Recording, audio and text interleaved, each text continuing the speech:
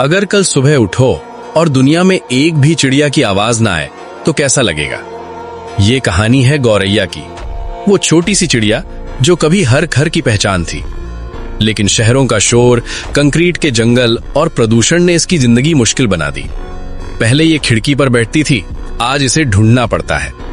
अगर हम अभी नहीं संभले तो गौरैया सिर्फ तस्वीरों में रह जाएगी। अगर आप चाहते हो कि फिर से सुबह गौरैया की आवाज सुनाई दे तो लाइक, फॉलो, सब्सक्राइब करो और कमेंट में लिखो ब्रिंग बैक स्पैरो।